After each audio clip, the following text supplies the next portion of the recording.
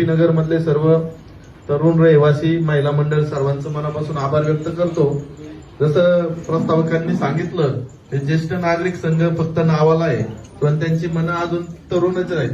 इथं लिहिलेलं आहे वयोवृद्ध मनोयुवा, म्हणजे नावाला वयोवृद्ध एक पण मन युवक आहे.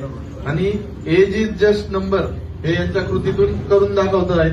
त्याबद्दल सर्वांचं मनापासून अभिनंदन करतो. आणि आता ताईंनी सांगितलं की वेगवेगळ्या करमणुकीच्या गोष्टी सर्व ज्येष्ठ नागरिक करत असतात.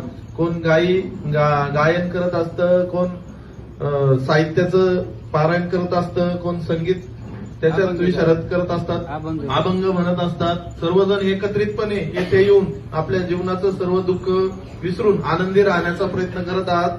आनंदी राहणं हा आपला सर्वांचा हक्क आहे आणि तो आपण स्वतःच्या मनाने आनंदी जेवढं राहाल तेवढं आपल्यासाठी तो आनंददायी वातावरण तयार होईल आणि आपण सर्वजण एकत्रितपणे आयुष्याच्या सरतेच्या शेवटी सुद्धा आनंदी कसं राहायचं याचं एक मूर्तिमंत उदाहरण सर्व समाजाला देऊन जासाल.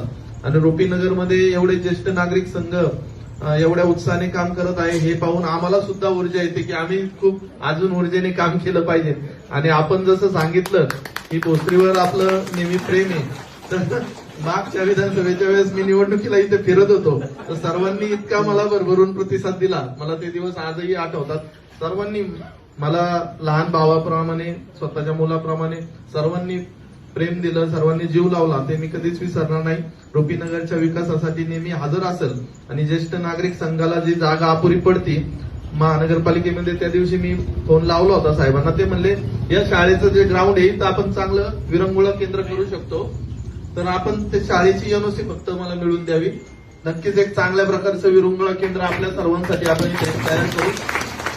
आपल्या सर्वांचं जीवन आनंददायी जावं अशीच मी परमेश्वर चरणी प्रार्थना करतो. धन्यवाद. धन्यवाद भाऊ. भाऊ, अभंग, भक्तिगीत, रामायण, कीर्तन याला तर प्रतिसाद मिळतोच.